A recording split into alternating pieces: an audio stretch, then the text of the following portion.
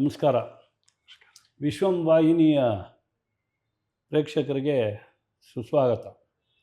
ಇವತ್ತು ನಾವು ಭಾಳ ಪ್ರಮುಖವಾದಂಥ ಒಂದು ವಿಷಯದ ಬಗ್ಗೆ ಭಾಳ ತಜ್ಞರು ಮತ್ತು ಜವಾಬ್ದಾರಿಯ ಇಲ್ಲಿ ಕೇಂದ್ರೀಕೃತವಾಗಿದ್ದಂಥ ಕರ್ನಾಟಕ, ಕೇರಳ, ಮಹಾರಾಷ್ಟ್ರ ಇಷ್ಟು ಜವಾಬ್ದಾರಿ ಹೊಂದಿರುವಂಥ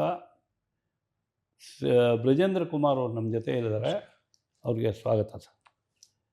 telecom regulatory authority of India ಅಂದರೆ ಟೆಲಿಕಾಂ, ಮೊಬೈಲು ಇತ್ಯಾದಿ ನಿರಂತರ ಅಧಿಕಾರಿಯಾಗಿ, ಮತ್ತು broadcasting regulatory authority of India ಮಾಧ್ಯಮವೂ ಅದರಲ್ಲಿ ಬರುತ್ತೆ.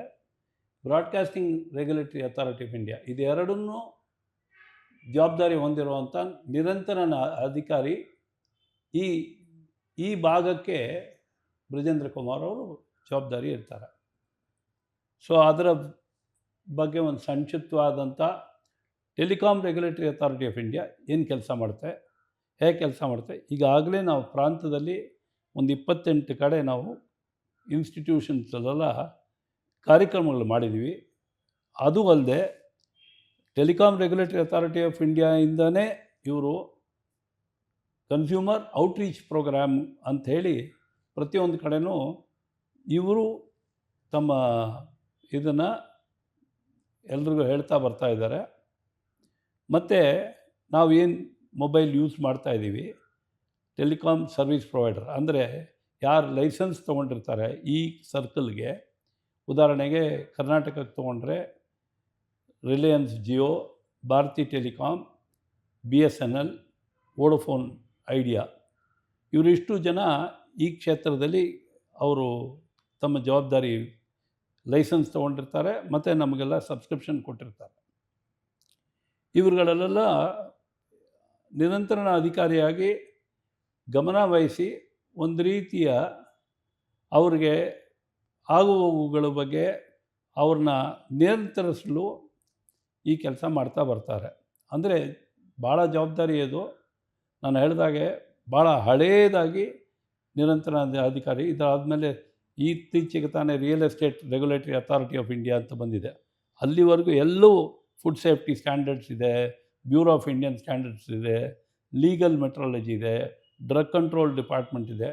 ಅಂದರೆ ಇವತ್ತಿನ ನಮ್ಮ ಇದನ್ನು ನೋಡಿದ್ರೆ ಪ್ರಜಾಪ್ರಭುತ್ವದಲ್ಲಿ ಪ್ರತಿಯೊಂದು ಪ್ರಜೆಗಳಿಗೆ ಒಂದು ಜವಾಬ್ದಾರಿ ವಹಿಸಿ ಈ ನಿಯಂತ್ರಣ ಅಧಿಕಾರಿ ಮುಖಾಂತರ ನಮ್ಮ ಸಂದರ್ಶನ, ನಮ್ಮ ಏನು ಕುಂದುಕೊರತೆ ಇದೆ ಪಾರ್ಲಿಮೆಂಟಲ್ಲಿ ಮಾಡಿರುವಂಥ ಆ್ಯಕ್ಟ್ ಪ್ರಕಾರ ನಾವು ಕೆಲಸ ಮಾಡ್ತಾ ಬರ್ಬೋದು. ಯಾವ ರೀತಿ ಕರ್ನಾಟಕದಲ್ಲಿ ಇತ್ತಿದೆ ಒಂದು ಸಂತೋಷ ಸಂಗತಿ ಹೇಳಬೇಕು. ನಾನು ಇದರಲ್ಲಿ ಬ್ರಜೇಂದ್ರ ಕುಮಾರ್ ಅವರು ಆಲ್ ಇಂಡಿಯಾ ಸರ್ವಿಸ್ ಇರೋದ್ರಿಂದ ಈ ಸರ್ವಿಸ್ಗೆ ಕರ್ನಾಟಕಕ್ಕೆ ಬಂದಿದ್ದಾರೆ. ನಾವು ಇಷ್ಟೆಲ್ಲ ಹೇಳ್ತೀವಿ, ಒತ್ತಡ, ತೆಲುಗು ಕಲಿಬೇಕು, ಹಿಂದಿ ಕಲಿಬೇಕು, ತಮಿಳು ಕಲಿಬೇಕು ಅಂತ. ಇದೆಲ್ಲವೂ ಭಾಷೆ ಇದೆ. ಸ್ವಯಂ ಅವರೇ ನಮ್ಮ ಕರ್ನಾಟಕದಲ್ಲಿ ಬಂದು ನೆಲೆಸಿದ್ದೀವಿ ಅಂಥೇಳಿ ಕನ್ನಡನೂ ಕಲ್ತಿದ್ದಾರೆ. ಅಂದರೆ ಅವರಿಗೆ ಕನ್ನಡ ಕಲಿತು ಕನ್ನಡ ಓದ್ತಾರೆ, ಮಾತಾಡ್ತಾರೆ. ಆದರೆ ಒಂದು ಸ್ವಲ್ಪ ಅವರ ಇದಕ್ಕೆ ಬಿಡೋಣ ಹೇಗೆ ಅಂತ, ಯಾವುದು ಸೂಕ್ತವೋ ವಿಷಯ ಪ್ರಸ್ತಾಪ ಮಾಡೋದಕ್ಕೆ ಅವ್ರು ಮಾಡಲಿ. ಸೊ ಆ ದೃಷ್ಟಿಯಿಂದ ಅವರಿಗೆ ನಾನು ಹೆಚ್ಚು ಇದು ಮಾಡ್ತೀನಿ. ನಮಸ್ಕಾರ ಸರ್. ಈ telecom regulatory authority of India ಇತ್ತೀಚೆಗೆ ನಾವು mobile tariff, quality of service ಇತ್ಯಾದಿ ಬಗ್ಗೆ ತಾವು ಕಾನೂನು ಮಾಡ್ತೀರಿ, ಅಂದರೆ ನಿಯಮಗಳನ್ನು ಮಾಡ್ತೀರಿ, ಗೈಡ್ಲೈನ್ಸ್ನ ಹೊರಡಿಸ್ತೀರಿ. ಅದನ್ನು ಸರಿಯಾಗಿ ಪಾಲಿಸ್ತಾರೋ ಇಲ್ಲೋ ಅಂತ ನೀವು ಅದನ್ನು ವ್ಯವಸ್ಥೆ ಜವಾಬ್ದಾರಿ ವಹಿಸ್ಕೊಂಡಿದ್ದೀವಿ. ಮುಂದಕ್ಕೆ ತಾವು ಹೇಳಿ. So telecom regulatory authority of India TRAI basically handles 3 aspects of telecom. One is quality of service, second is tariff, and third is interconnection. So quality of service means that quality of service provided by the service providers who have been given the license to give telecom service.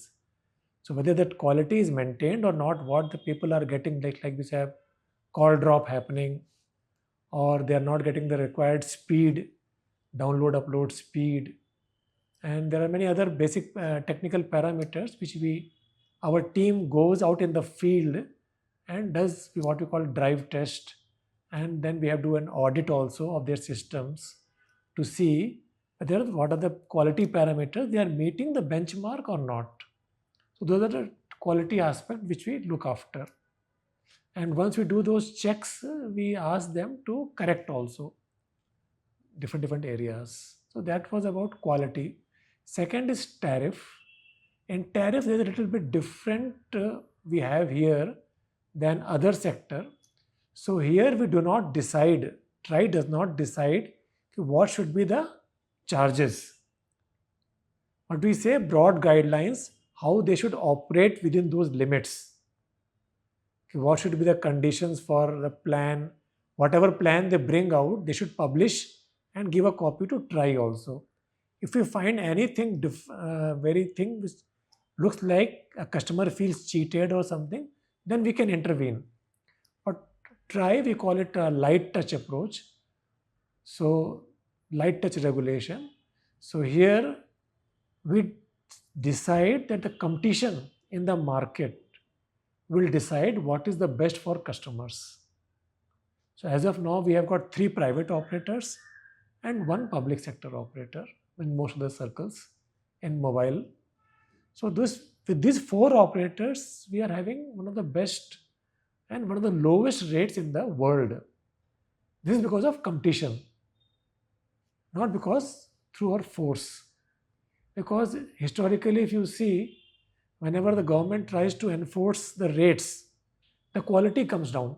We have to see that quality is also maintained and the rates are also there. The best of both worlds. And this comes through competition in the market. That was the second part. Third part I told about interconnection. So that is mainly between the service providers, how they interact with each other. So one call goes from, say, one company to other company when the call goes. So there should be sufficient connectivity between the two. It should not happen that operator which comes later in the market is not allowed to operate by the existing 3 operator or 2 operator. So we have to see that any new operator who comes into the market, he should also survive. He should also provide a service. That discrimination does not happen. When call goes from one network to another network, it should mature. They should have sufficient agreement among them which are reasonable. It should not happen they have such agreements which restricts another operator at their own cost. So those what you call avoiding those dominant or unfair trade practices is the third part, interconnect. We TRAI looks into that. ಇದೆಲ್ಲ ಬಹುಶಃ ಯಾವ ರೀತಿ ಆಗುತ್ತೆ ಅಂದರೆ quality of service ಇತ್ಯಾದಿ tariff ಪ್ರತಿಯೊಂದೂ ಪಾರದರ್ಶಕವಾಗಿ ಜನರನ್ನು ಭಾಗವಹಿಸಬಹುದು. ಇವರು ಅವರೇ ನಿರ್ಣಯ ತಗೊಳ್ಳಲ್ಲ. ಪ್ರತಿಯೊಂದರಲ್ಲೂ ನಮ್ಮ ಜವಾಬ್ದಾರಿ ಇದೆ. ಪ್ರತಿಯೊಬ್ಬರಿಗೂ ಅವಕಾಶ ಕೊಡ್ತಾರೆ. ಇಂಡಸ್ಟ್ರಿಯಲ್ಲಿರ್ಬೋದು ಅಥವಾ ಸರ್ಕಾರಿ ಕಡೆಯಿಂದ ಬಂದಿರೋ ಸೂಚನೆಗಳು ಮತ್ತು ಗ್ರಾಹಕ ಸಂಘಟನೆ ಅದರಲ್ಲಿ ಭಾಗವಹಿಸ್ಬೋದು. ಅದರಲ್ಲಿ ಭಾಗವಹಿಸಿ ನಮ್ಮ ಅಭಿಪ್ರಾಯಗಳೆಲ್ಲ ಕೊಟ್ಟರೆ ಅದನ್ನು ಸಂಗ್ರಹ ಮಾಡಿ ಅದನ್ನು ಯಾವ ರೀತಿ ಸರಿಯಾದ ಸೂಕ್ತವಾದಂಥದ್ದು ಅವ್ರದ್ದೇ ಆದಂಥ ಒಂದು ಟೋಳಿ ಇದೆ, ಒಂದು ಟೀಮ್. ಆ ಟೀಮು ಟೆಕ್ನಿಕಲಿ ಎಲ್ಲದನ್ನು ಸ್ಟಡಿ ಮಾಡಿ ಆಮೇಲೆ ಜಾರಿಗೆ ತರುತ್ತೆ ಅಲ್ವಾ ಸರ್? ಆ ಜಾರಿಗೆ ತರುವಂಥದ್ದನ್ನ ಅಳವಡಿಸುವಂಥದ್ದು ಜವಾಬ್ದಾರಿ ಇವ್ರಿಗೆ. ಸರಿಯಾಗಿ ಮಾಡ್ತಾ ಇದ್ದಾರೋ ಇಲ್ಲೋ ಅದನ್ನು ಜವಾಬ್ದಾರಿ ವಹಿಸ್ಕೊಳ್ಳೋದು ಅದು ಸರ್. ಅದಲ್ಲದೆ ಈಗ ಟ್ಯಾರಿಫ್ ಇನ್ಕ್ರೀಸ್ ಮಾಡ್ತಾರೆ ಅಂತಿದೆ, ಅದರಲ್ಲೂ ಸೂಚನೆ ಬಂದಿದೆ. ಸೊ ಅದನ್ನು ಬಗ್ಗೆ ಜನಕ್ಕೆ ಕಾಳಜಿ, ತಾವೇನು ಮಾಡ್ತೀರಿ ಟ್ಯಾರಿಫ್ ಇನ್ಕ್ರೀಸ್ ಮಾಡಿದ್ರೆ? So last time, I think in July or August time, there was tariff increase by the operators across all the private operators. There was increase in the tariff. So as I told earlier, TRAI does not directly intervene because the approach which TRAI has taken, if there's some drastic change in the tariff plan or something which is much beyond normal, then try intervenes. So as you saw, there was an increase, marginal increase was the last many years. There was no increase in the tariff. It was going on at the constant level, and the network had to be expanded. For 5G had come, so the operators were waiting for that, so they had increased it. But there's a public sector also there, which has not increased the tariff. As I told, it acts as a bulwark, as a support against any indiscriminate increase by the private operators. So those things have worked. The tariff did not go beyond a limit, change, increase, but it remained stable at that point. So that is how we try to oversee it, the things do not go beyond control.